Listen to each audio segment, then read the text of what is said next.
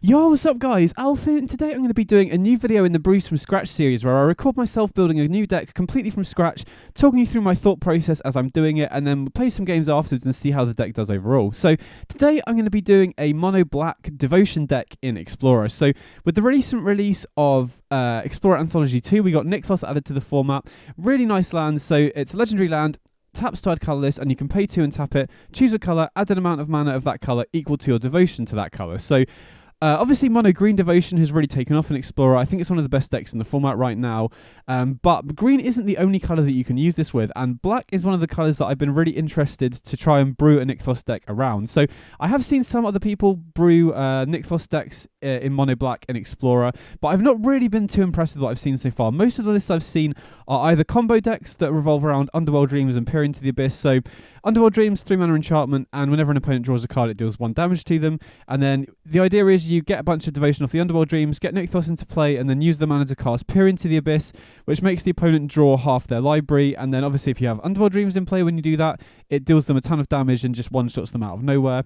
Now, I'm not really a big fan of this in general because it doesn't really work if you don't have Nykthos. You know, Peer into the Abyss is a 7 mana card, so if you don't have Nykthos, and black doesn't really have good ways to tutor up Nykthos either, or the opponent hits it with like a Field of Ruin or something, it's really not that reliable. You know, you don't want to be running a deck that doesn't really work unless you have the Nykthos.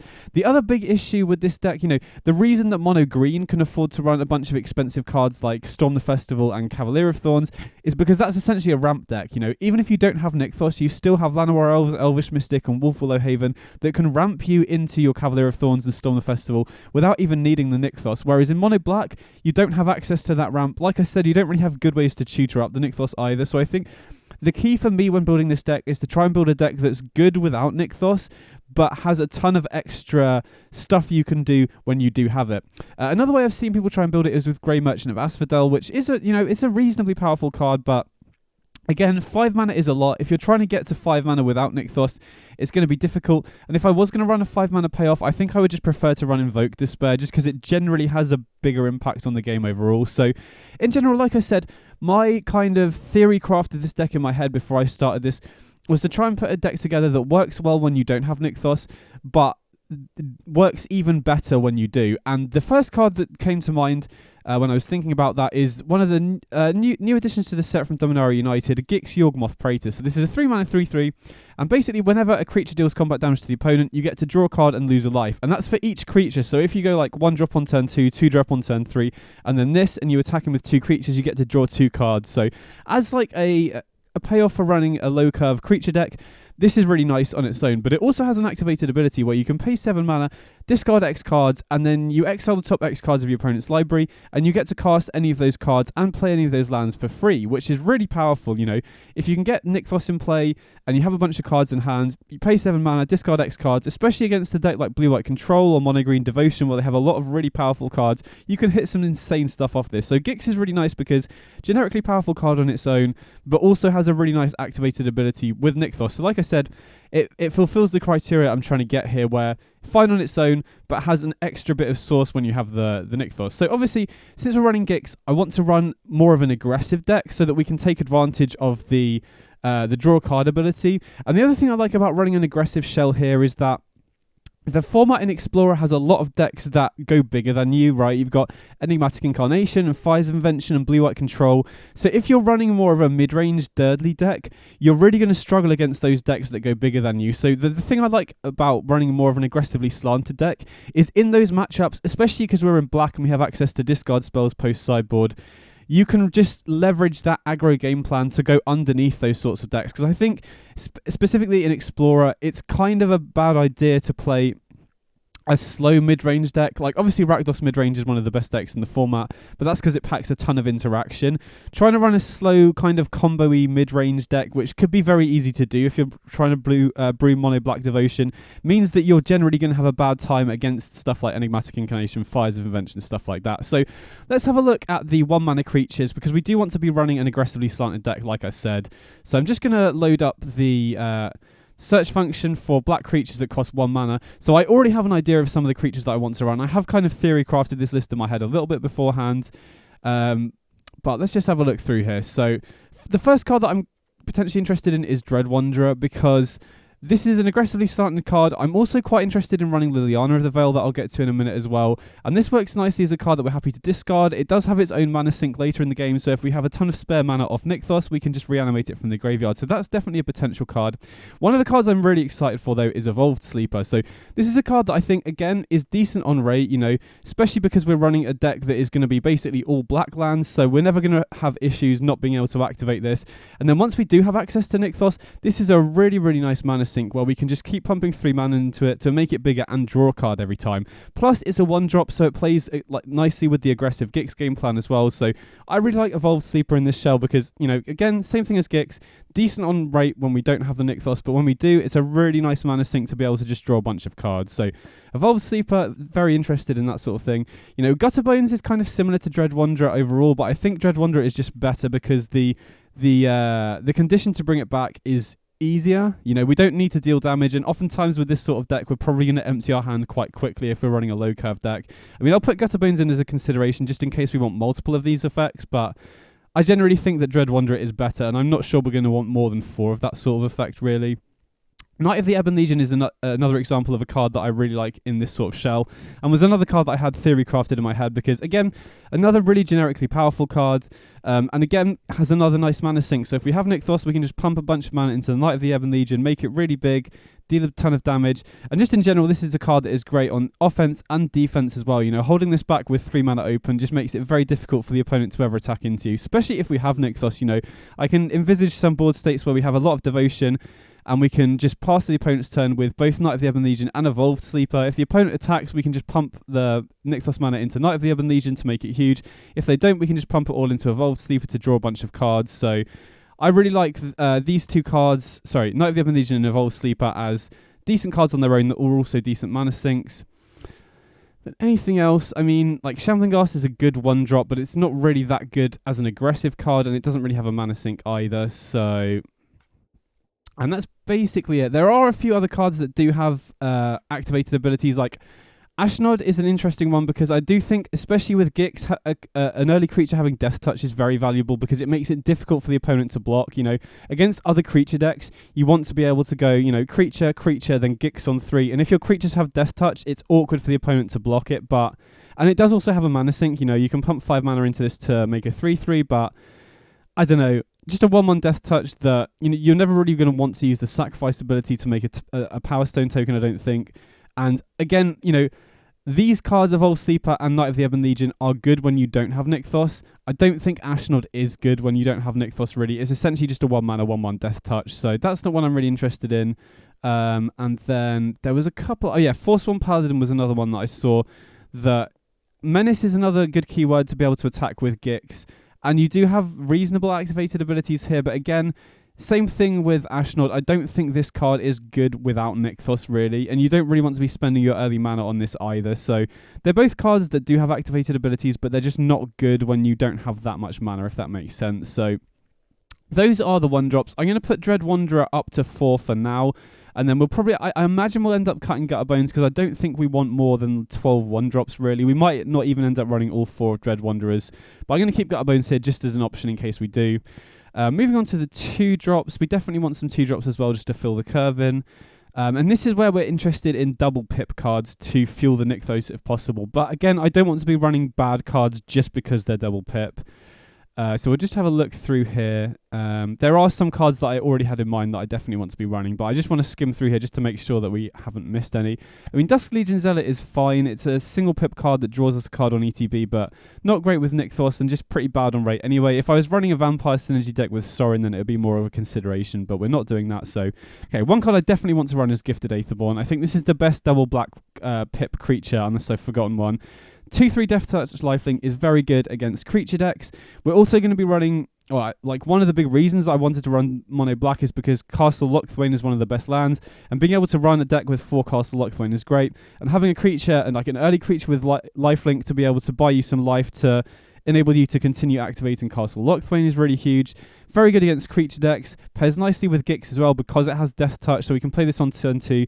Then play Gix, and then attack him with the Gifted Aetherborn. Even if the opponent has blockers, it's very difficult for them to trade favourably with it. So overall, I really like Gifted Aetherborn, especially because it gives us extra devotion really quickly for the Nykthos, which is really nice. Graveyard Marshal is an interesting one. You know, this is another card that has 2 black pips, and it does have an activated ability, so I'm going to put it in the deck as an option, but I'm not sure we'll have room for it. Maybe we'll see how the rest of the deck goes. Night of Dusk's Shadow is an interesting option. I'm going to put it in the sideboard for now. Like, it is very narrow. The only deck you'd really want this against is Angels. You know, you could potentially bring it in against like Cat Oven decks to stop them getting life off the oven, but like, or the cat even, but like there's not many decks where the life gain is that relevant, but it does have like an okay pump ability, and a 2-mana 2/2 menace with a pump ability is okay on rate before Nykthos anyway, so I'll put it in the sideboard as an option, but it's so narrow, there aren't really many life gain decks, so I'm not sure that'll make the cut either really. And then what else have we got here? Okay, Misery Shadow. This is another card that I really wanted to be running because I think this is a card that is good on rate. The Exile ability is actually quite relevant against a few decks in the format right now, especially good against the Sacrifice decks because it just shuts off Cat Oven. You know, it'll exile their Cauldron Familiar if they sacrifice it. It also seems quite good against Mono Green as well because it shuts off the death triggers for Old Growth Troll and Cavalier of Thorns as well. So the passive on this seems quite nice, but the activated ability, even without Nykthos, can be very useful. And when you do have Nykthos, this is just such a powerful threat because, you know, if you have a bunch of Devotion and you attack in with this, the opponent has to block it because you can just often produce lethal damage out of nowhere if you have a ton of mana off Nykthos. So Misery Shadow card I'm very interested in. Again, fits that profile. Card is decent without Nykthos, but provides a really nice mana sink when we have it as well, which is nice. I mean, Pack Rat is a powerful activated ability, but this is only really good. The only success I've ever really had with this card is if I'm running a control deck and then I board it in when my opponent cuts creature removal. I imagine, you know, we're playing an aggro deck, so people are going to bring in more creature removal against you, so I'm not really sure about that one. Piper of the Swarm is another card with decent activated abilities, but I don't think it's good when we don't have Nykthos, so that's not an option really. Priest of Forgotten Gods is a powerful card, but we're not really too heavily leaning into the sacrifice synergies either, so don't really want that. And then, you know, Skyclave Shade, you know, similar to Dread Wanderer, but largely worse because it's just more expensive. Again, you know, Tenacious Underdog, I do think we're going to be running Liliana in the 75 somewhere, so that's another potential option, but again, I'm not really sure, you know. Again, Dread Wanderer does a similar thing, but it's just cheaper. Timbret is a very interesting one. I'm going to put this as a one-of in the main deck as another option, because this is another double black pip card, and having access to Graveyard Hate and another activated ability that can, you know, gain you life, shut off stuff like Croxer, shut off Greasefang in the main deck potentially, which is an option. But again, you know, this is a card that isn't that great when you don't have Nykthos. Now, we are going to be building a deck around Devotion, so this is going to have quite big toughness in a lot of situations, which does make it a good blocker, but again, this isn't a card that's that strong on rate on its own, if that makes sense, so I wouldn't be surprised if this doesn't make the cut. And then, what else? Okay, Yarok's Fenlurker is another double black pip card, but I've never really been that excited about this. Now, if I do feel like we don't have enough stuff that's good against control, then I could potentially see this, but again, this is a card that is very bad when you don't have Nykthos because everything about this card is just for Devotion. You know, it's double black, which means, you know, one of the only reasons we're even interested in this card is when we have Nykthos, and the activated ability is pretty bad in general anyway. So if I play the deck and I feel like we don't have enough stuff in the main deck against control, then potentially this could make the cut, but I think it's just too weak on rate overall, if that makes sense. And then that's basically it. I'm going to quickly skim through because there are cards that will be double, you know, 2 black pips and another colour. I just want to make sure that I haven't missed any of those sorts of cards.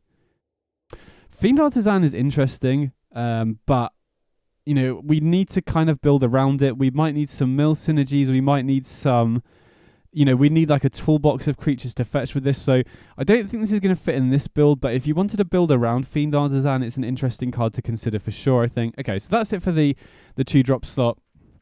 3 drops, I already have a good idea of what I want to run. Obviously, we have 4 Gix already, and I think 4 Gix is worth it because I think it's kind of like the central card in the deck, and it's definitely a card that is going to be prime target for your opponent's removal, so I think having additional copies in your hand isn't actually going to be that bad overall.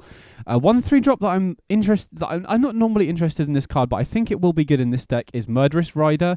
I'm going to start off with 4 copies of this and just see how we go with it, but having extra interaction in the deck is nice. This is obviously slow on rate in general, you know, 3 mana instant speed, single target removal isn't that fast, but having an out to bigger creatures seems quite important. Having an out to Planeswalkers is very nice as well. and then being able to cast this afterwards as a 2/3 lifelinker, which again gains you life to be able to activate stuff like Castle Lockthwain more often. But it also produces 2 black pips. Now again, generally I think this is too slow on rate normally, but since we're a deck that is interested in producing Devotion, I think makes it worth it to be running in this deck. And then another card I'm interested in the main deck is Liliana. So this is a card that I feel is obviously very generically powerful, but can be a bit hit or miss in certain decks. The reason I'm interested in Liliana in the main deck is because I think we want stuff that's on board for Nykthos to be good. You know, we're not going super, super heavy on Devotion stuff. You know, we're not running stuff like Yarok's Fenlurker or, you know, going out of our way to run a ton of extra pip cards. And I don't know if I'm going to be running Thoughtseize in the main deck, to be honest, because, you know, I feel...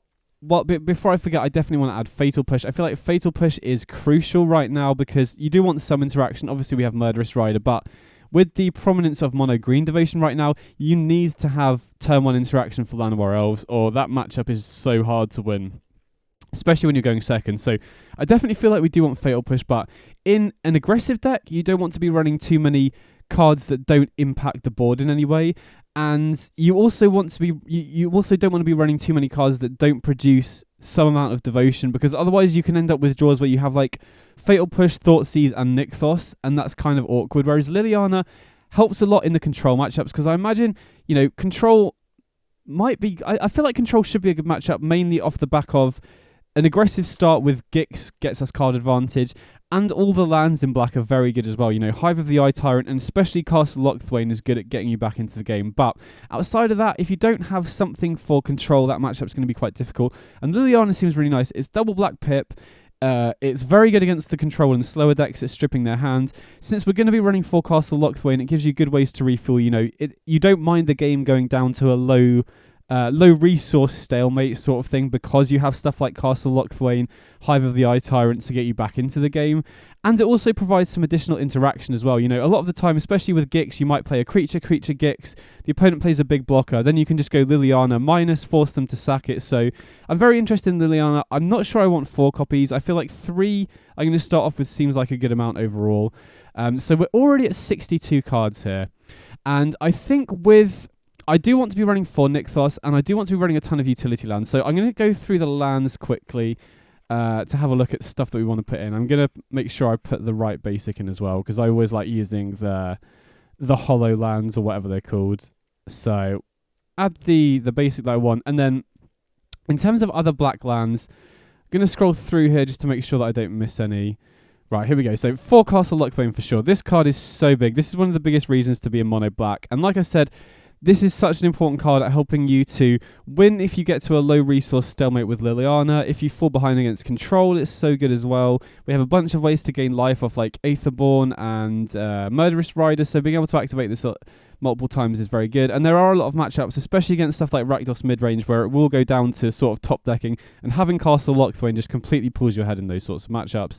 Also have Hive of the Eye Tyrant. I'm going to start off with 2 copies of this, because with 4 Castle Lockthwain, you do also want to be running a high density of swamps, because otherwise you'll end up with awkward hands where you have like Hive of the Eye Tyrant, Castle Lockthwain, Nykthos, and then it's entering tapped. So plus, you know, Hive is going to be entering tapped later in the game, which can be a little bit awkward as well. So I think I'm going to start off with 2, and then Takenuma is free to run as one of. Because we're running 4 Castle Lockthwain, I don't really feel like we want to run too many non-swamps. And because we're running 4 Nykthos, how many lands have we got here? Okay, only 22. I actually want to go up to 25 lands in this deck, which might look very weird with such a low curve. But first of all, the issue with running 4 Nykthos is that it's legendary. So if you have a relatively low land count and you draw multiple Nykthos, then that is really going to mess you up, especially since we have cards that cost double black, right? If we have like a hand of like Swamp Nykthos and then we draw another Nykthos, not only do we have 2 legendary lands, but we also can't cast any of our double black pip stuff. Now, the reason why mono green Devotion can afford to run such a low land count with 4 Nykthos is because it runs 4 Llanowar Elves, 4 Elvish Mystic, 4 Wolfwillow Haven that act as an additional green source, and just act as additional mana sources for you. So in mono black, I actually think I want to go up to 25 lands. And that might, like I said, might seem like a lot, but First of all, like I said, we don't want to have issues with Nykthos. Second of all, we have such good mana sinks in Castle Locthwain, Hive of the Eye Tyrant. And the way I've built the deck is I want to have mana sinks for Nykthos to be good, if that makes sense. So even if we do flood out, we can just pump our mana into Evolved Sleeper, we can pump our mana into Knight of the Ebon Legion, we can pump our mana into Gix, you know.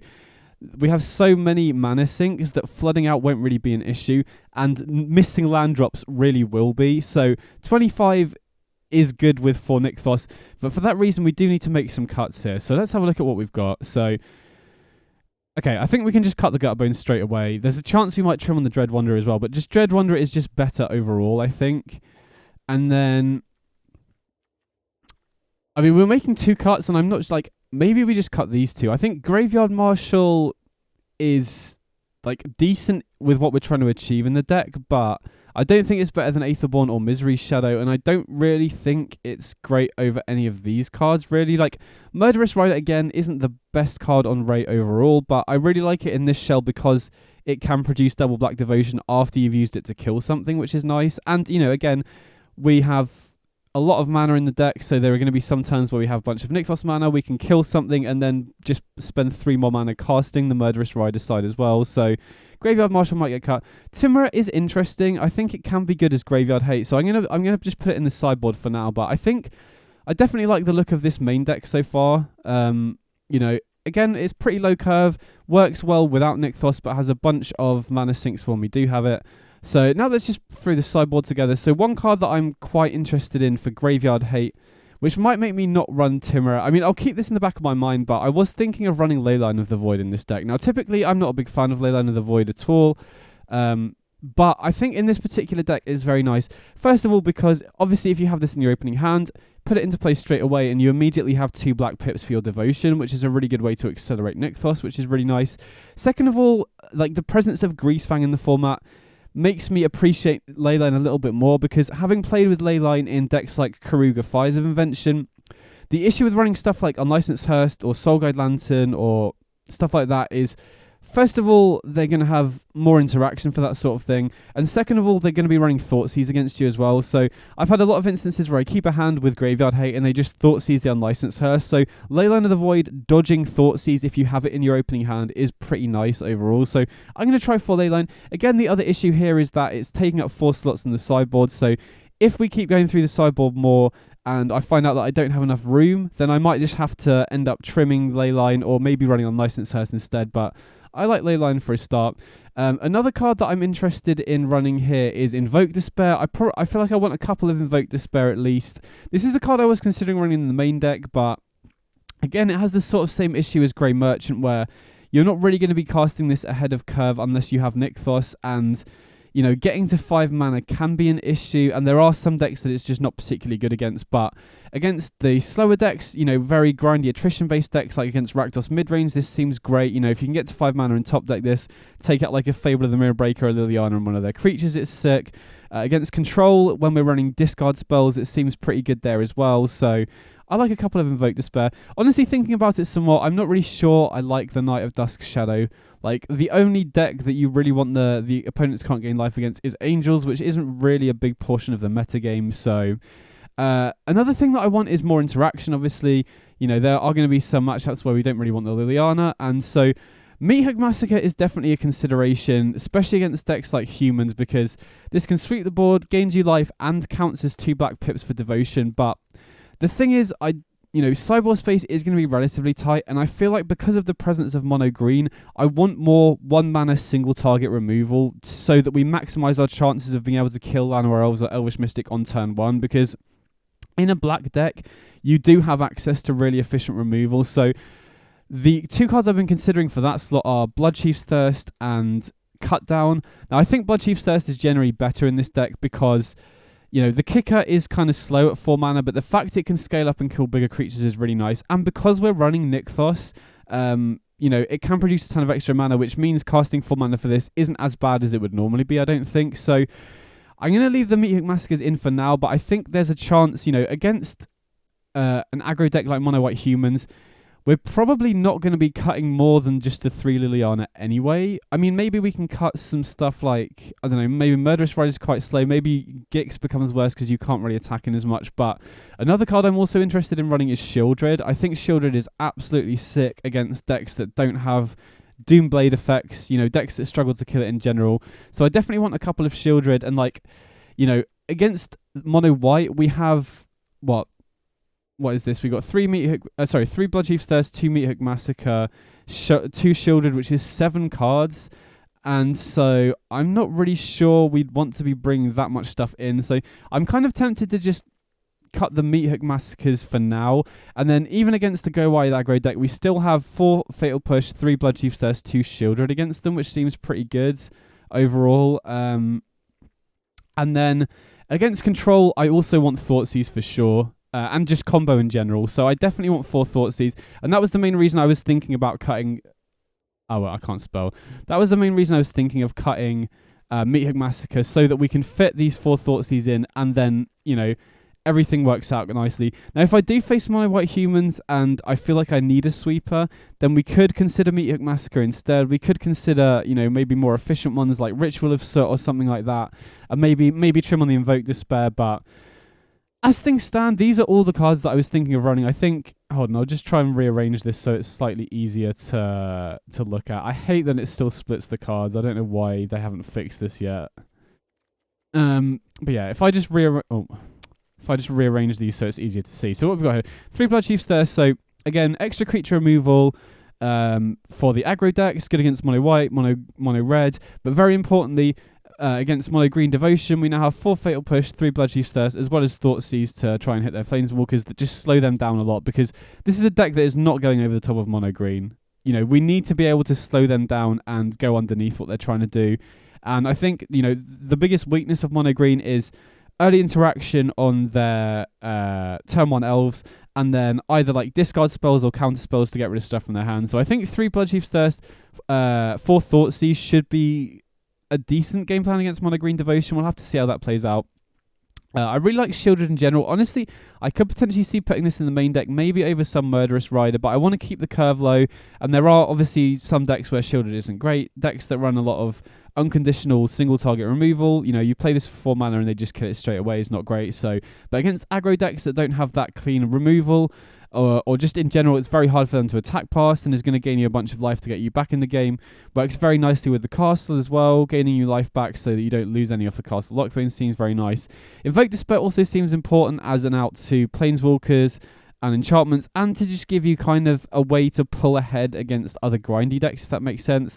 Thoughtseize you have to run in the sideboard if you're not running in the main, and I think... like, I'll have to see after playing with it, but I think it's right to not have Thoughtseize in the main, because like I said, we don't want to have too much stuff in the main deck that doesn't give us Devotion and doesn't impact the board in any way. So I think I prefer Liliana in the main just because it impacts the board, gives us Devotion, and isn't as awkward with Nykthos, if that makes sense. And then Leyline of the Void, you know, I always feel with Leylines that you want to be running 4 if possible, just to maximise your chances of having it in your opening hand, because these are cards that are way ahead of rate if you have them in your opening hand, and pretty far behind rate if you just draw them. So I think if I'm going to run Leyline, I want to run 4. But again, if I feel like I want to run Meathook Massacre, for example, I might end up having to trim this for like Unlicensed Hearse probably, or maybe Soul Guide Lantern as well. So overall, I think I like the look of this deck. Next up, I'm going to be running it through 3 matches in constructed events, and I'll be making any changes at the end of the constructed event, because obviously once you've locked the deck in for the event, you can't make any changes until afterwards. So I think, like, I'm hoping this deck seems will play out well, because in my head it seems quite a good way to build mono black Devotion. So anyway, I'll just play the 3 games, and then I'll have a little recap after those games and see what I thought of the deck overall. So I hope you enjoyed the gameplay. If you've got any questions about the deck, let me know in the comments. Also, if you think you have any ways that you could potentially improve the deck, let me know as well, and I'll catch you all in the gameplay. Big up. Okay, sweet. Here we go.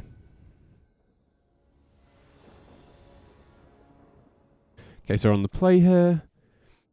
And yeah, I think this is fine. You know, we've not got any early creatures to trigger the Gix yet, but we've got early interaction, and, you know, turn 3 Gix on the play is still pretty decent. Plus, we've got some decent utility lands here as well, which is nice. Okay, so Hallowed Fountain, I imagine, is against control, so being on the play here with, especially now that we've drawn a 2-drop into Gix, should be pretty sick, I think. Now, they could have Censor for the Gix, they could have a removal spell for the Gifted Aetherborn, but being on the play here is going to be such a big advantage. Okay, sweet. So, looks like we don't even need to play around Censor here. They could... Actually, I don't know what 1-mana interaction they could have for Gifted Aetherborn here. We might just get to draw a card off the Gix, which would be really big. I think the only thing they could realistically have for 1 mana here is a cycling card. Ah, okay, yeah, they've got March, sure. And they exile the Supreme Verdict. I mean, that's pretty good for us. Okay, so we'll lead on attacking here. Because I think they're likely to want to keep open counter spells for whatever we play in main phase 2. Okay, they just go for a Soul Partition. Sure. So that's a little bit awkward because the only real good play we've got here is just Gifted Aetherborn. You know, I want to hold on to this Murderous Rider to be able to kill a Planeswalker potentially. And, you know, we'd rather just play out the 2-mana 2/3 than this and then not have a removal spell later. Okay, so we could go for Gix here, which I don't mind. They could have Wandering Emperor potentially. And I'm not too worried, you know, normally by doing this play I'd be worried about counterspell into Teferi, but we already have Murderous Rider as a clean answer to Teferi. Okay, they don't counter Gix, so I imagine they must have Wandering Emperor here, or like a removal spell for the Aetherborn. Let's see what they got. I mean, I'm hoping they've just got like a Deluge or something. They could maybe let the attack through and then Deluge. Okay, no, they do have Wandering Emperor. So I imagine they exile the Gifted Aetherborn. Now, we do have Murderous Rider as an answer, but they might just minus hit anyway, unless they have like a Supreme Verdict or something. Okay, they do have a Supreme Verdict, sure. So they're going to plus the Emperor here, I'd imagine. Although we do have Hive, actually. We can just attack down. Okay, so I think... we get really blown out if they have March of Otherworldly Light. If we just go for Hive here. This is a tough spot.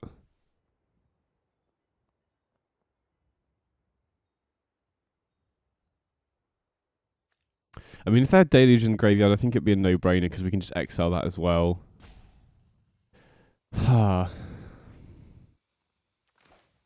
Okay, I think I'm just going to play around the March here. Oh, well, they didn't have it. I could tell from the priority passing there. Arena kind of gave it away. So that's a bit annoying. We probably should have just gone for the Hive attacking the Emperor here. But to be honest, we have got Fatal Push here, which does give us a clean answer to the token.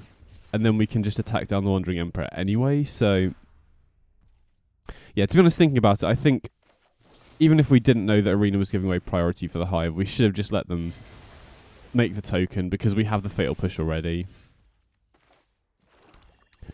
Now we can just attack Wandering Emperor with both of the shadows. And then we can start activating Castle Lochthwain as well, which is pretty nice. Okay, so Wandering Emperor goes down.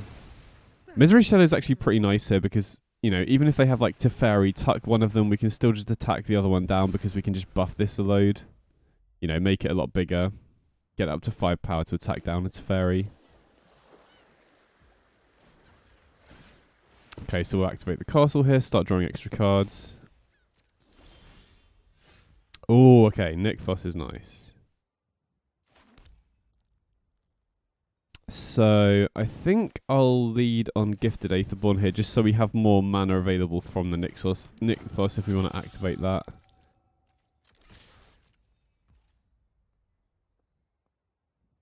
Interesting. So, they're letting us go to damage. So I think I'm going to activate the castle first here, and then just buff the Misery Shadow. Now that could incentivize them to use removal if they have it, but I'm not really that bothered. I mean, they could have Shark Typhoon, but I feel like they would have used it by now if they had it. Okay, sweet. So we get in for some extra damage there, and get to draw an extra card. And being tapped out isn't really an issue here, I don't think. Evolved Sleep is pretty nice. So So I'm gonna play that first just so Nykthos is producing more mana here. Then I'll attack.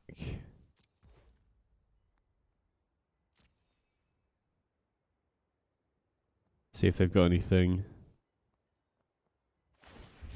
Okay, they do have the Shark Typhoon, which is fine here, I think, because if they block the Gifted Aetherborn, the Shark Typhoon dies. If they block the Misery Shadow, we can just buff it to a 5-power creature. Okay, sure, so...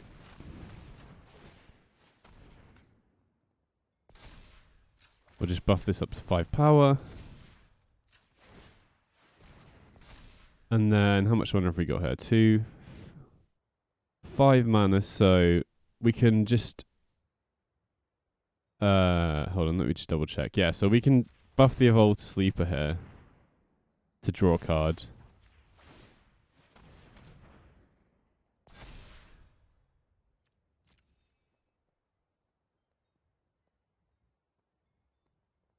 Okay, does the opponent have something here? Maybe they got March of the Worldly Light. Okay, put them down to 12, and then I'm just going to activate this now while they're almost tapped out. So I get to draw an extra card there. So yeah, this has felt really nice, you know. Castle Lock, Thwain and Evolved Sleeper I knew would be good, especially in these grindy matchups, so just putting you ahead when you're kind of both low on resources. Okay, so against control, definitely want Thoughtseize. I think we want Invoke Despair as well. Fatal Push comes out here, and then in terms of other cuts, like Murderous Rider is fine, but as you saw that last game, it kind of just sits in your hand waiting for the opponent to play a Planeswalker. So I think I'm going to cut it down to 2, and then, you know, I like having 2 here just as a way to kill Teferi immediately, but I don't want to be having multiples in my hand, really, because just casting this out as a 2/3 lifelinker when we have no other attackers is pretty bad. So yeah, overall, I think I like this, how we're set up here.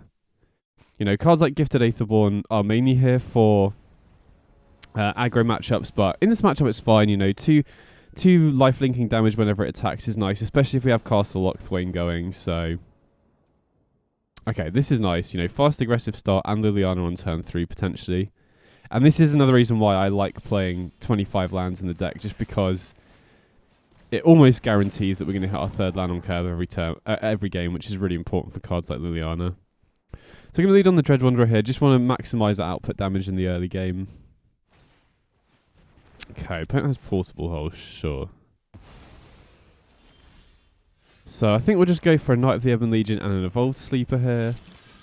And just ship it back. And then hopefully we can bait the opponent into tapping out to deal with some of these so we can resolve the Liliana. You know, getting Liliana into play is going to be huge here. Okay, so they play Portable Hole. So unless they have like a Sensor or Dry Disruption, we should be good to resolve Liliana here.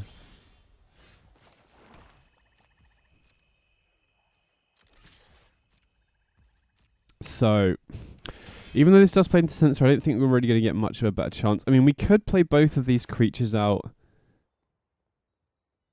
Yeah, I think that's probably safer, actually. Play both of these out, force them to have a Supreme Verdict. If they don't have a Supreme Verdict, we're just applying a ton of pressure on board. If they do, then we get to resolve Liliana afterwards, which isn't bad. You know, it does make things a little bit awkward if they have Teferi, but I think this is probably better than just jamming this. If it gets hit by Sensor, that's so bad for us. So we can buff the Evolved Sleeper here.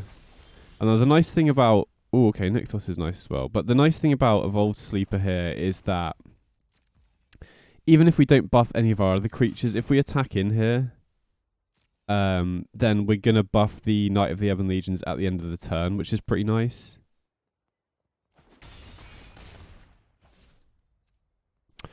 So not playing Liliana here does enable them to just play Memory Deluge, but I really don't want to jam Liliana into a counter spell. And I feel like even if they do Deluge, they don't really have great plays unless they have Supreme Verdict. Okay, they were holding on to Wandering Emperor, sure. Finally, I'm home.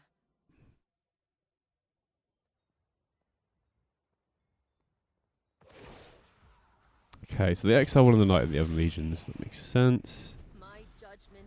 And we're not wasting the mana here because we can at least use 2 of them to buff the Evolved Sleeper. Keep watch for intruders. Okay, there's Teferi. So now they need either single target removal off the untap or Dovin's veto for this Liliana, because we're going to go Liliana minus and then attack the Teferi, hopefully. Ooh, okay, Castle Lochthwain is a nice draw here. I don't imagine they'd really be bringing Dovin's veto in against me, yeah. So now we force them to sacrifice the 2-2. And now if they have single target removal, it's a little bit awkward. But okay, they soul partition the Evolved Sleeper, sure. But I mean, at least we're going to be counteracting the card they draw every turn with the Liliana. And we have the Hive as well, which is potentially good. Okay, Hall of Storm Giants is a little bit annoying here, because that's a way they can potentially just attack down the Liliana. So I'm going to lead on the Evolved Sleeper here, just so we can plus the Liliana without having to discard anything.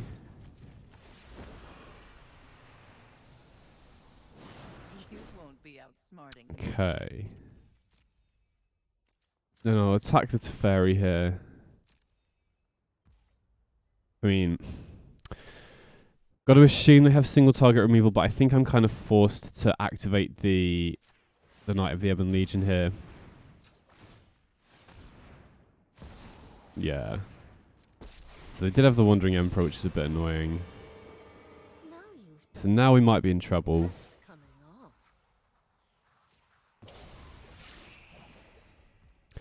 At least we get to buff the Evolved Sleeper with the remaining mana off Nykthos, put it up to a 3-3. And I mean, I don't think we're in an awful position. You know, we're making them discard a card every turn off the Liliana. We can still attack them down with the Evolved Sleeper and the Hive, so it's not completely game over here yet, but them having Wandering Emperor there was pretty annoying.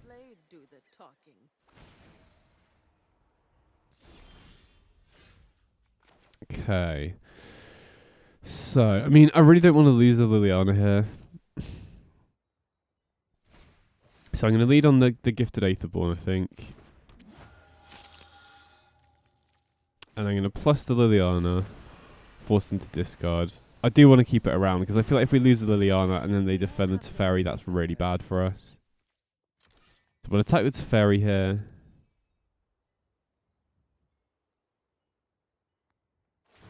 Okay, they fire up the Hall. Maybe I should have also attacked with the Hive. I mean, that doesn't kill the Teferi, though, is the issue. I think I'll just play the Evolved Sleeper and just pass it back. Because, yeah, if we fire up the Hive there, if they have a removal spell, they can just chump block anyway. And it doesn't kill the Teferi, it only puts it down to, what would that be, like 2 loyalty? I guess that's... okay, Supreme Verdict, sure. Yeah, I guess that's a little bit annoying, but like losing the Hive to like a March would be really bad, especially if they have like the Supreme Verdict afterwards. So do we have enough mana? Do we have enough mana to cast Misery Shadow and fire up the Hive here? 2, that'll be 3. I don't think we do, but I really don't want to lose any cards here if possible. So we'll plus the Liliana again.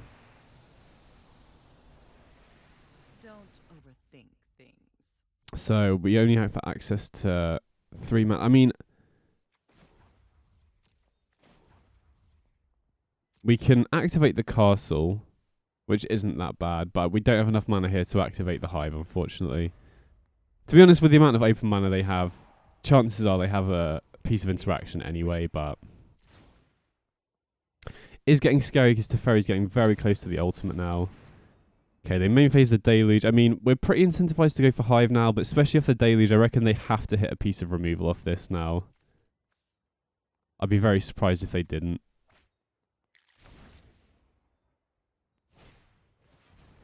Okay, Portable Hole for the Misery Shadow.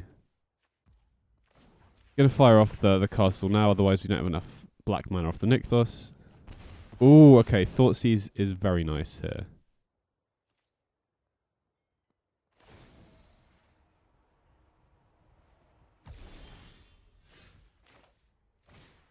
So I'll fire off the Thoughtseize, try and snipe. Hopefully they only have one piece of interaction. Because if we can fire up Hive Oh, wow. Okay, actually, no, wait. We don't care about Dream Trawler because we can just minus the Liliana, right? So we take the Hive. Sorry, take the March. Fire up the Hive.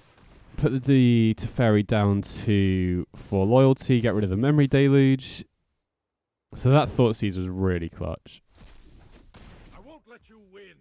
And now we don't really care about discarding the Dread Wanderer because we can always just bring it back from the graveyard. I assume they discard a land here, yeah. I mean, I guess they could minus the Teferi on the Liliana and then play the Dream Trawler. Which would be a bit of a problem. I mean, we can draw back towards the Liliana. Yeah, they do. I mean, I think that enables us to kill Teferi off the Hive. But this still isn't ideal, really. Okay, so we could channel the Takenuma to get back the Liliana. But I think killing Teferi is like way too important for that.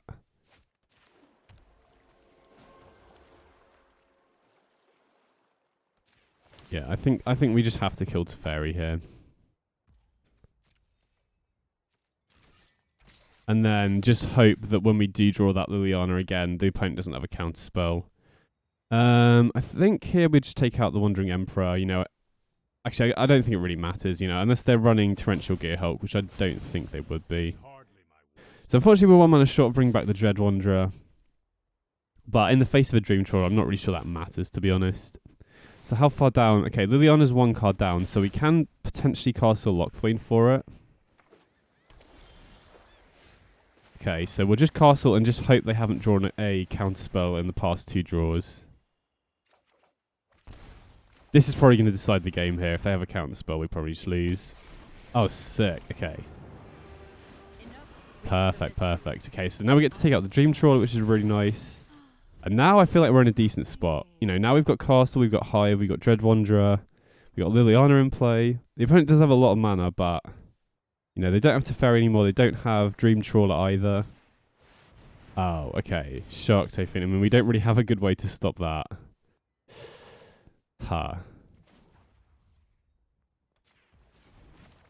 So, I mean, we'll play the Nykthos.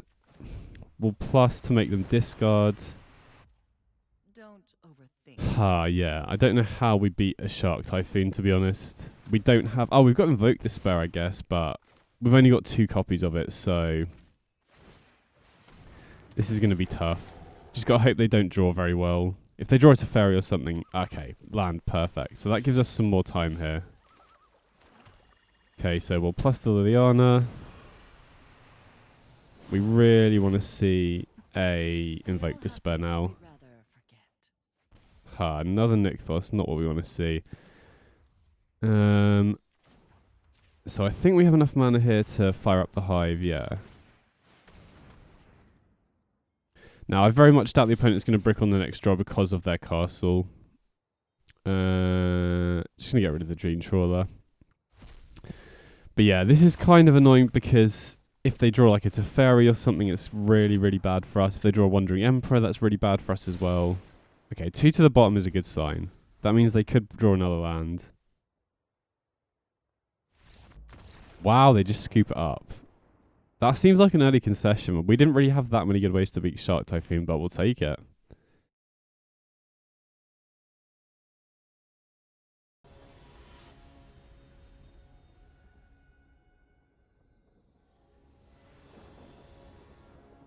Okay, so we're going second here.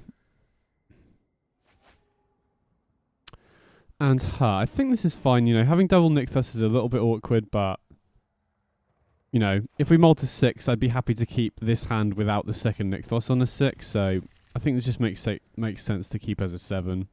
And, you know, having 2 Nykthos isn't always that bad. If the opponent has a Field of Ruin, we have the second one. Plus, later in the game, as we get more devotion, you can always just, you know, activate 1 Nykthos, play the other, activate it for even more mana. So I think this is fine. You know, we have Knight of the Amnesian on turn 1. Any other creature we draw is great going into turn 3 for the Gix play. Okay, we don't have Fatal Push for the turn 1 Nano Elves, which could be an issue if we're against Devotion here, which I imagine we probably are. Yeah, okay. So this is going to be rough, I think. We do have Murderous Rider here, but they already have a Cura in play, so we just have to hope. Now, they did Mulligan, and Misery Shadow is pretty nice, especially if they go like Old Growth Troll here. Or, you know, they could potentially go land, untap, play Cavalier. Okay, Turn Timber is an tap land. Okay, they do have the con. I mean, thankfully we can attack it down. What are they going to grab here?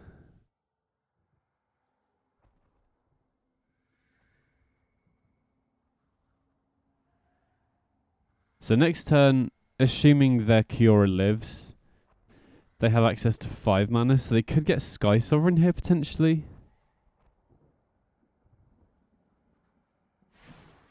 Yeah, they do get Sky Sovereign, okay. So, I think having Murderous Rider here is pretty nice.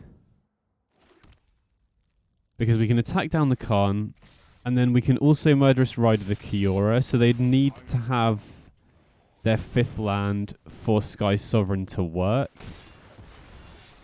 Plus, they would, you know, they would need land Sky Sovereign and then a way to crew it for it to consistently be a problem. Now, you know, I guess they don't run too many lands. They usually run like 21, 22. So, yeah, okay, 6. So they missed their land for the Sky Sovereign, which is huge. So we have Gix here. So I think we're kind of incentivized to just play Gix and attack them, I think. Just ignore the Kiora for now. And just draw 2.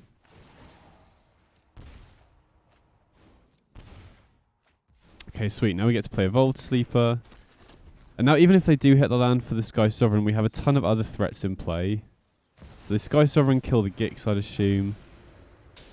Yeah. But then we can potentially just kill the Kiora here as well, right? Because we can play the Gifted Aetherborn. That's 5, so we can... I mean... With 5 mana... We can... we're just short of putting the Evolved Sleeper out of range of the Sky Sovereign, which is a bit unfortunate. So what, we can turn this into a 3/3. And then... That doesn't kill... I think we have to kill Kiora here. Right. So we could turn this into a 4/5.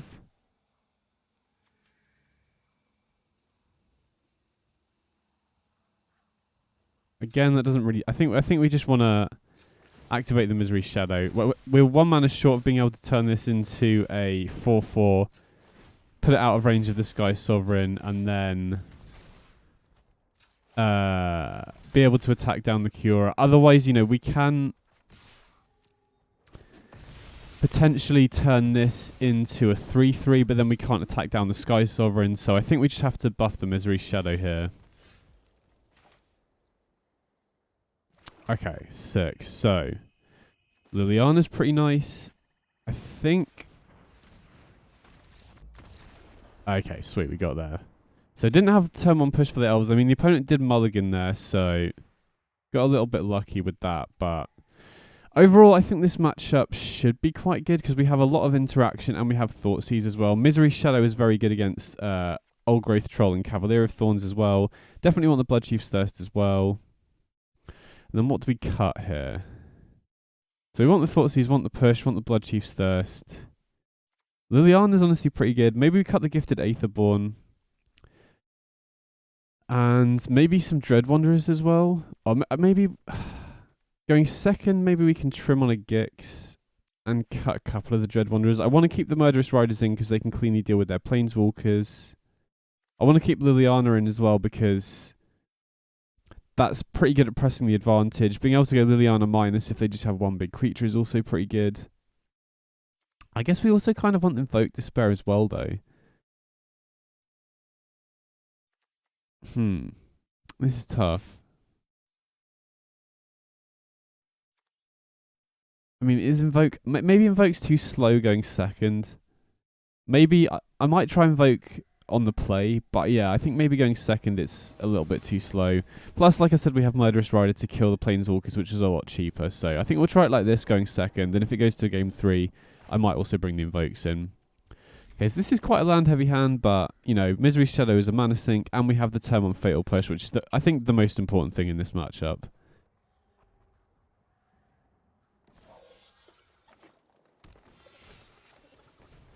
Okay, there's the turn 1 Mystic. So just gotta hope they don't have another accelerant, like a Wolfwillow Haven or another Elf. I mean, just doing that slows them down quite a bit, though. Okay, they do have the Wolfwillow Haven. Okay, Gix is a nice draw here. So, I mean, Misery Shadow into Murderous Rider is also pretty nice here, because if they go Old Growth Troll... Okay, they got the Kiora, sure. Right into battle. Nature flows with vigor. Okay, and the Llanowar Elves. So... I'm tempted to just Murderous Rider the Kiora. Because, I mean, how much mana have they got next turn? They got 1, 2, 3, 4, 5. Yeah, I think I'm just going to take out the Kiora here. If they have a Karn, this is going to be a little bit awkward, but I don't want them to play Storm the Festival if that's the last card in their hand. Even if they have like a Old Growth Troll or Cavalier of Thorns, that's going to draw them a bunch of cards. Oh, wow, they just had land into Storm the Festival. Yikes. And they hit a Cavalier. Okay. So that was kind of almost worst case scenario there, I think. What do we do here then? I mean, I would love to be able to fire up the Hive and exile the Storm Giant. Exile the Storm the Festival, but we're 1 mana short being able to do that. I mean, I think I'm going to lead on attacking with the Misery Shadow because we're not going to block with it, and we can obviously turn this into a 6/6. And then I think I'm just going to play Gix and Knight of the Ebon Legion. But yeah, this is a difficult spot here because they're just going to be able to flash back the Storm the Festival. I still think using Murderous Rider on the Kiora was the right play because the only way we get punished by that is if they have exactly land into Storm the Festival, which they did. You know, they obviously had Storm the Festival in hand. And if we didn't take out the Kiora and they didn't draw land there, they can just, you know, untap the land, play Storm the Festival, and they then draw cards off bigger creatures entering the battlefield as well. Wow, they just whiffed. Okay, that was pretty huge for us then. Because this is the spot where I really like the creature suite we've got going on here. Because we can attack with both of these and they can't really block, which enables us to draw 2.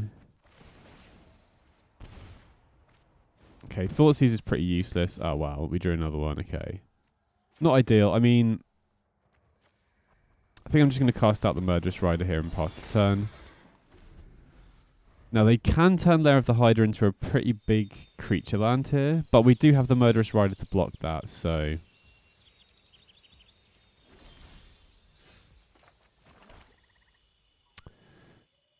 Okay, so because of the Lair of the Hydra, I think we can only afford to attack with the Knight of the Ebon Legion now.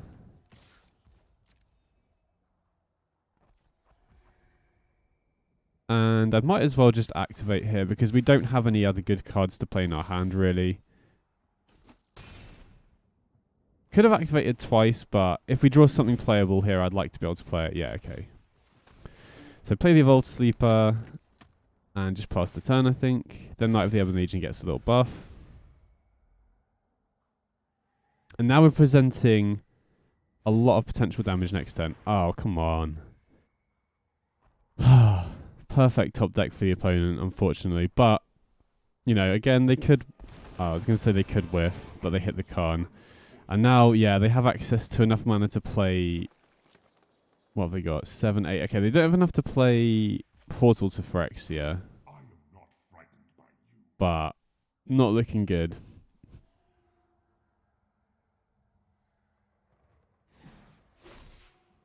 Oh, maybe... Oh, they have Llanowar Elves. Right. Okay, that was my bad. So...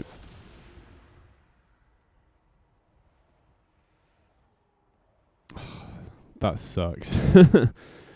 I mean, I think we have to... How much mana is this to activate? That's 7, and we only have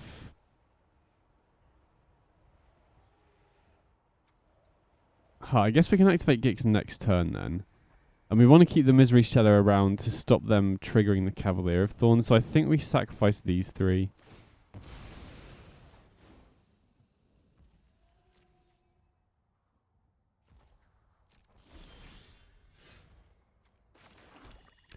So I think our only chance of winning here is to just activate Gix and hope to hit something good. Which, to be honest, against mono green, you know, there are a lot of good targets, so...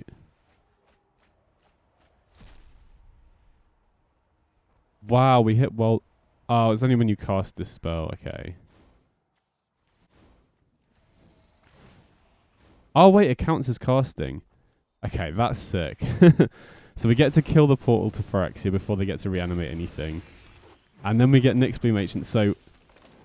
Wow, we get so much mana off this. Okay, that was a sick hit. That was probably the best Gix hit I've ever had. That's pretty nice. What can Khan get now? I mean, I guess they've got Cityscape Leveler probably. That's probably the next most powerful thing they can get, I'd imagine. Which they can use to take out the Gix. But I mean, if they don't take out the Nyx Bloom Ancient, then we can make Misery Shadow so big.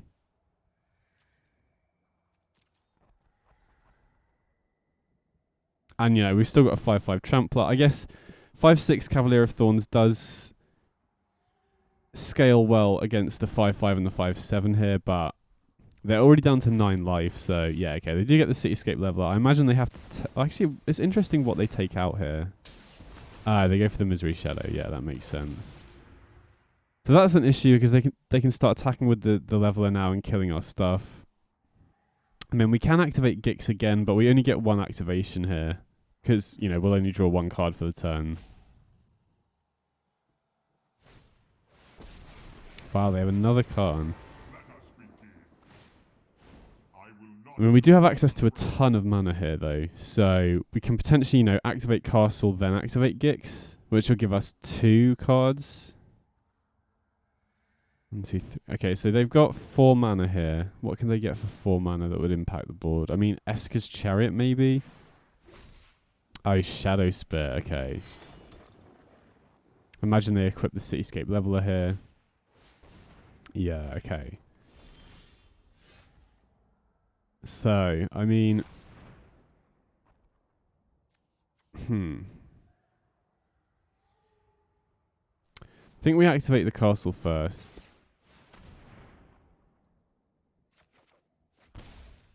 Liliana's not really doing much on this board state, so I think we just activate Gix for 2 to start off with here.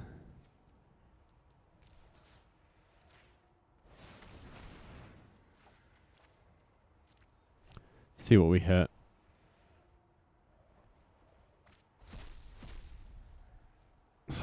That's not good. So, we're probably in trouble here then.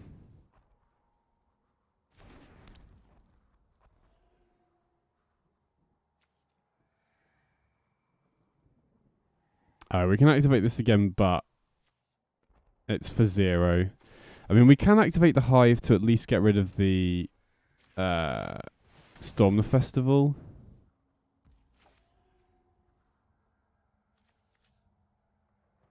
And we can put a wolf into play.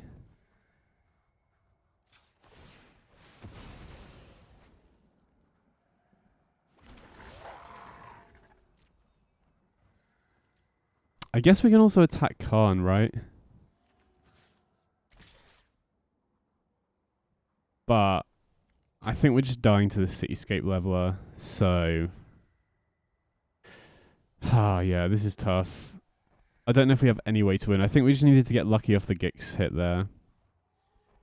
So we could attack Khan with both of these, but... I think we have to leave them back to block.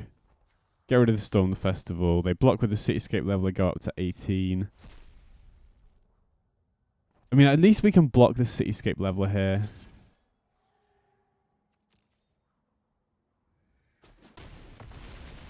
Right, they attack. They probably have to kill the Gix. Oh, I guess they could also kill the World Breaker. And then we can double block it.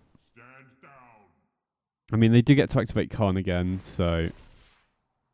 Oh, they got Helm of the Host. Right, they clipped. Yeah, yeah. I mean, I guess that doesn't kill a second permanent. So if they mess up and don't kill the Gix. Or does this have haste? Oh, it has haste. Okay, yeah. Fair enough, fair enough. So, I mean, to be honest, we got pretty close there considering they did rip that Storm the Festival off the top. And to be honest, from that game, I think Invoke Despair seems too slow, I think, overall. So I'm just going to run it back. Overall, that felt pretty good, you know. I felt like we had a decent chance in that game, especially if they didn't rip that Storm the Festival. Okay, so we're on the play here. Perfect. Okay, this is great. So I think we lead on the Thoughtseize here rather than the Knight of the Ebon Legion. And then we also have Fatal Push for the Elf if they have that as well. So do need to be careful with the Thoughtseize though, you know, because they can obviously draw well. Okay, they're mulliganing, which is good. Obviously, that's great for us, especially because we have the Thoughtseize here.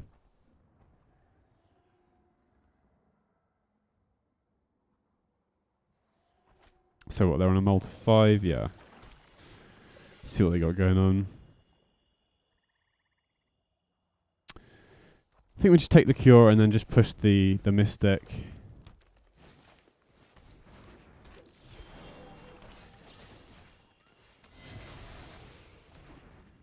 And then they're basically just left at the mercy at the top of their deck now. Okay. So I think we'll get Liliana into play. Especially because they're struggling quite a lot already. I think we can afford to discard the Fatal Push because we can just Liliana minus if they play a creature. Oh well, they have Ulamog. Nowhere near casting that one. Okay, there's the Llanowar Elves. We'll just minus on that. Deny them mana. Then we can go Knight of the Ebon Legion. Activate this one to buff both of them. And then just start applying a pretty fast clock here. Yeah, okay, sweet. That felt pretty good. I mean, they did mulligan, but overall this matchup's felt pretty decent, I think.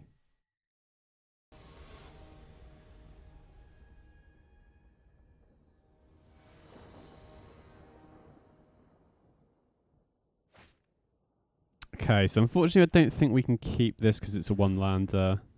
Oh wow, another one-lander. Okay, so we're against Gigantha here, which makes me think we're probably against the Sacrifice deck if I had to guess. So definitely want to keep the Misery Shadow here. And I think I prefer Knight of the Ebon Legion over Dread Wanderer. And I do value having lands here as well. Even though we're a 25 land deck, you know, we could have potentially put a land back. Oh, we're against Heroic. Okay. So we don't have early interaction, but I mean, we do have Fatal Push and extra like Blood Chief's Thirst out the sideboard, which should help a lot in this matchup, I think. Okay, there's Swift Spear. So I assume we can't block here. They must have a combat trick or something. Yeah, Reckless Rage, okay.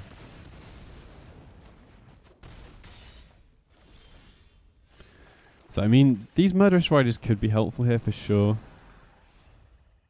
Just gotta hope they don't have too many protection spells. Yeah, if we can take out both of these creatures... I mean, I'm gonna block with the Misery Shadow here, force them to use one of their spells. And then... just to soak up some damage, and then hopefully that means they won't have protection.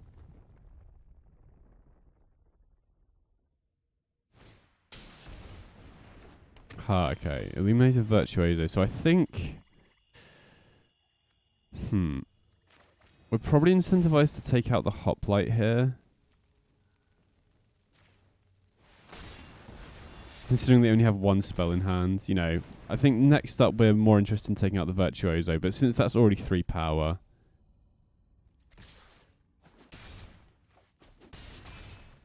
okay. So they choose not to put Gigantha into hand, which is a little bit concerning. I mean, I think I'm still trying to kill the Virtuoso here. So I think I'm just going to pass and then upkeep kill the Virtuoso.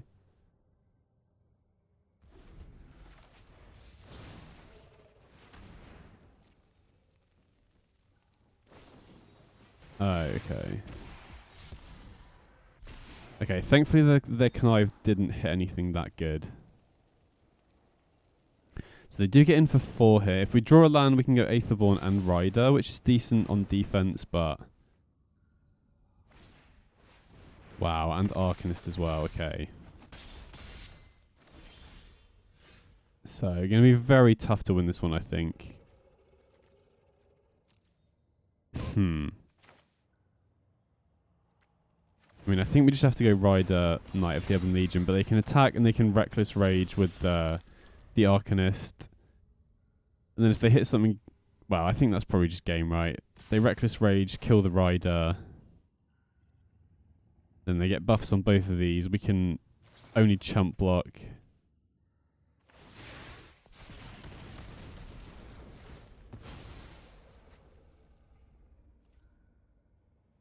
Yeah, okay. So that's a bit unfortunate, but I mean, our main deck isn't super well. Like, obviously we've got Fatal Push, but post-sideboard with Bloodchief's Thirst and Shield Dread, that should help a lot here, I think. Liliana, not sure. Like, I think Gix, in general, this isn't a matchup where we really want it. Although, I don't know, like, it's good at pressing the advantage once we're ahead. But I think we're probably going to be on the back foot for most of the early games, so I think I'm going to cut Gix here. And then I think I'm just going to trim a Misery Shadow as well. I do like Liliana here because it's just extra interaction. I think this matchup is all about how much interaction you have versus how many creatures they have, basically. Obviously, Invoke Despair does work as additional removal, but I think that's just too slow. Thoughtseize, yeah, we really can't afford to be losing life, even though it can be good on turn 1 to get rid of some of their creatures. So I think I'm just going to run it back like this. You know, maybe cutting Gix is wrong because generally our whole deck is kind of built around that. But even outside of Gix, we have a lot of ways to utilize mana if it does go down to like a low resource stalemate. Okay, definitely going to keep this. Got Fatal Push for their first creature. And we can start applying pressure back as well. Which could be difficult for them to deal with. Okay, so we'll lead on Dread Wanderer here just to maximise our early damage. And the next turn we can just push whatever they play on turn 1 and then either Evolved Sleeper or Knight of the Ebon Legion. Probably the Evolved Sleeper, just so that if, you know, Knight of the Ebon Legion is more difficult to trigger early. Okay. So they shock in the Sacred Foundry, which is weird. Maybe they have a removal spell. I mean, I am a little bit concerned that they'll go 1-drop and hold up a protection spell, but I think, you know, we're on the play. We're playing an aggressive slanted deck, so I think we're just going to run out creatures here and just start applying pressure. You know, if they just go 1-drop, hold up a protection spell, I don't know if that's good enough to race what we're trying to do here. Okay, there is a Swift Spur, sure. Liliana's a pretty good draw, because that plays around their protection spells.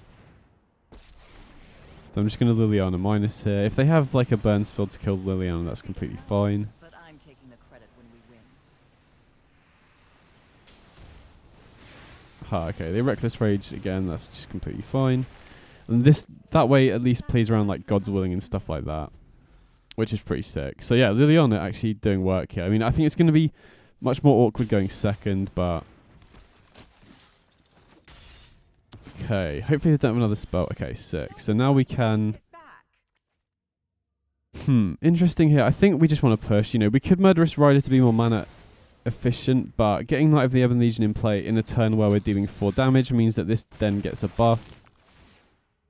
And we just increase our clock again. You know, we're presenting lethal here already, so... Okay, there's the Hoplite. So we'll just attack in here, and then I assume they use some protection spell on the Hoplite, and then we can just kill it in response.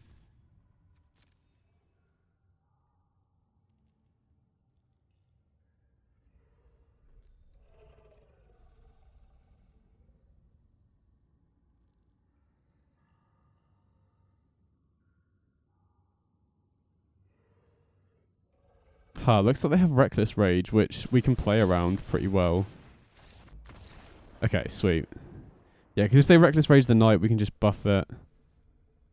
So, I mean, that felt pretty good, that sideboarding way, but I think a lot of that was leveraging having Liliana on the play. But, I mean, again, you know, Heroic isn't a deck that I really considered that much with the sideboard. I mean, again, like, 3 Bloodchief Stairs, 4 Fatal Push is pretty good in this matchup, I think. And we have the 4 Murderous Rider. Liliana acts as extra removal. Shoulder Edge is good life gain. So I think this looks pretty good. And yeah, I definitely think cutting Gix was probably right from how that played out. You know, getting card advantage off attacking is never really going to be relevant in this matchup, I don't think.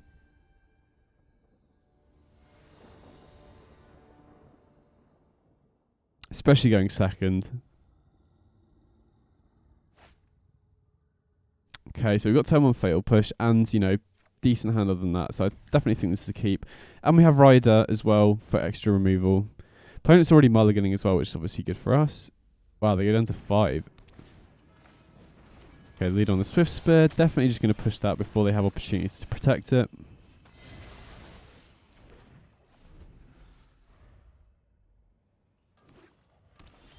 Wow, no play on turn 2. That's great for us. Interesting. I mean, I think, again, we should probably just start applying as much pressure as possible. We could go for the Gifted Aetherborn, but I like getting multiple creatures into play here just to apply more pressure. Okay, there's 10th District Legionnaire.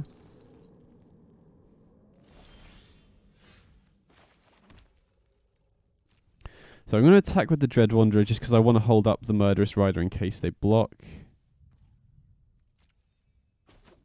Since they don't, I think I'm just going to go Aetherborn Knight of the Ebon Legion. Because if they're holding open white, they could very well just be holding onto a God's Willing. And, you know, not committing to the board. Oh, okay, Nykthos is a nice one. But yeah, not committing to the boards and having this essentially countered is such a big tempo loss.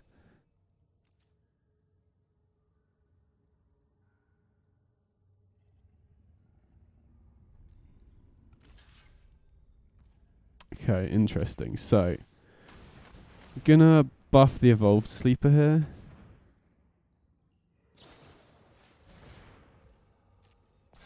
Let them scry first. Okay, so now we'll try Murderous Rider. If they have a second protection spell, that's a little bit rough, but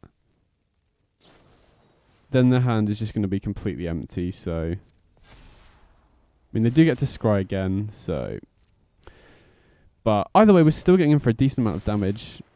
You know, the lifelink on the Aetherborn is pretty nice as well. No use buffing the Evolved Sleeper because it's dying in combat anyway.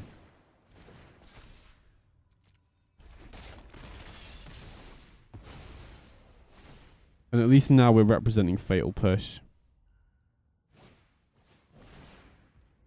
Okay, that's not a bad draw.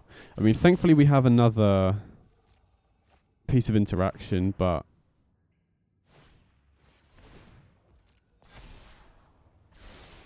okay.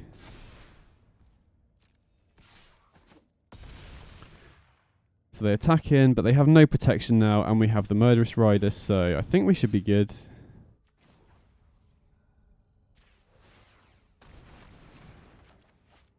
Might as well just fire up this second Nykthos here as well.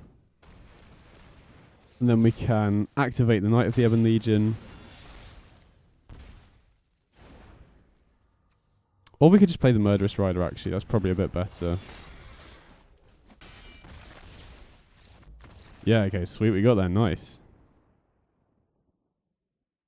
Okay, so I just finished the event while I wasn't recording, and I did end up going 3-2 overall, but the 2 losses, I think, were just punts on my part. I think I probably should have won both of those games. One was against Abzan Greasefang, where Leyline of the Void was really good, actually. And I think I just punted by not blocking Issach's Chariot. I just let them keep copying tokens for the rest of the game, basically. So that was my bad. And then Mono Green Devotion, again, very, very close game, and I think a couple of decisions I made probably lost me that game. So had I played those games better, I think we probably would have got the 5-0 overall. So let's just have a look at the deck and talk about what I thought was good, what I thought could potentially be changed. So overall, I really like this shell overall. I think Gix is such a great card, you know, Really good with the aggressively slanted game plan. Very good mana sink as well. The second game against Mono Green Devotion, I managed to get a fast Devotion start. Activated this for X equals 5 and hit 2 Storm the Festivals off their deck, which was really powerful. I think the mana sinks that you get from Misery Shadow and especially Evolved Sleeper, these 2 cards were really nice. Misery Shadow seems very well positioned right now, very good against the Cat Oven decks. Also very good against Old Growth Troll and Cavalier of Thorns, preventing the death trigger there as well. And obviously the mana sink on this when you have Nykthos going is very good. Knight of the Ebon Legion, one of the best black 1-drops. And, when we do have Nykthos going, being able to buff it multiple times is really good. Very good on defense against other creature decks as well. Dread Wanderer, is significantly worse than Evolved Sleeper or Knight of the Ebon Legion, but I think the drop-off in quality of 1-drops is pretty significant in black anyway, and this is very nice as an additional mana sink, especially if you have Liliana going. Another way to just repeatedly bring back creatures. Very nicely enables the aggressive starts as well. So even though Dread Wanderer isn't as good as Evolved Sleeper and Knight of the Ebon Legion, I think it's very good as kind of the extra 1-drop to enable the aggressive game plan off Gix. Mana base was the real MVP. The whole reason you can really run this deck is because of stuff like Castle Lockthwain and Hive of the Eye Tyrant, especially Castle. This card is so nice at just enabling you to get ahead when you're kind of at a stalemate, because this deck can play out kind of similarly to Rakdos midrange in a lot of matchups where you use your early interaction to slow the opponent down, and then you're both light on resources, and using Castle Lockthwain to get you ahead in those matchups, especially against Rakdos midrange or blue-white control. Castle Lockthwain was great. Nykthos, I'm very glad I ran this as a 4 of. Every time I drew it was great. Obviously you can have awkward draws where you have multiples of this, but if you already have a ton of Devotion, you can just Legend Rule it to produce even more mana. And we're running 25 lands, so it didn't come up very often where I would have Nykthos and not be able to cast my other spells very easily. I would almost always have at least 2 other black lands alongside the Nykthos. So I think the main deck's really nice in general. I think Liliana of the Veil is decent in this deck because you're very good at protecting it because you can get early creatures down. It's also good at enabling you to get in for damage, cast a creature on turn 1 and 2 and then play Liliana to get rid of one of their creatures and then just play this grindy attrition game after that. So I did like Liliana of the Veil a lot. Murderous Rider, like I said, not a card I'm super high on in general, but the fact it was flexible removal that can then come down as a way to gain life, which then enables us to activate Castle more often and gave us 2 black pips of Devotion is really good. So I like the main deck overall. I think this is definitely the best mono black Devotion shell that I've tried in Explorer so far. Then sideboard wise, Thoughtseize was very good in the matchups where we wanted that, obviously. Bloodchief's Thirst, I was actually pretty impressed with. I think especially with the popularity of Mono Green Devotion right now, and as we saw in that last game against the Heroic deck as well, you kind of want Bloodchief's Thirst as additional one mana removal to ensure that you have a kill spell for their turn 1 elf, which is so important in slowing them down. And then, again, can kill bigger creatures as well, can kill planeswalkers, and is essentially another mana sink for Nykthos. We can just pump mana into it, pay the kicker cost, and kill something bigger. Leyline of the Void, I didn't record the match against Abzan Greasefang because I was just playing it offline later. Leyline of the Void was really, really good there. I did have it in my opening hand 2 of the games, which obviously it's going to feel a lot better when you have it in your opening hand, but having it straight away and then immediately giving you 2 black pips for Devotion off Nykthos was really strong. Now, it does take up 4 slots in the sideboard, so I could potentially see swapping this out for Unlicensed Hearse if I felt like I wanted to fit more stuff in the sideboard. I haven't played against mono white humans, but I was considering maybe running Meathook Massacre in the sideboard to help in that matchup, but that's kind of competing for slots with Bloodchief's Thirst, and I do think Thirst is more important right now to be able to kill turn 1 elves against the mono green Devotion deck. Shieldred I didn't draw in this event, but I've been playing more matches with the deck since I recorded, and Shieldred has felt very, very good, especially against the aggro decks, obviously, but also against decks that are drawing a lot, like Is It Phoenix as well. And it's quite good in, grinding mirror matches against Rakdos. If you can get your Shieldred to stick in play, it just runs away with the game. And then Invoke Despair, very, very nice in the matchups where we want it as well. Any deck that's running problematic enchantments, particularly decks that are running Planeswalkers as well, like, Rakdos midrange, blue-white control as well. So overall, I really like this iteration of the deck. I'm not sure how good it is in general. I would probably say it's tier 2 from what I've played so far. It doesn't really feel consistent enough right now, so it does feel like there maybe could be tweaks to improve it a little bit more, but right now I'm not really sure what those tweaks are. And as things stand, if I was going to play Mono Black Devotion, this is the list that I would play going forward. So anyway, I hope you enjoyed the video. Let me know what you think of the deck in the comments, especially if you've got any suggestions to potentially improve the deck, let me know as well. And I'll catch you on the next video. Big up.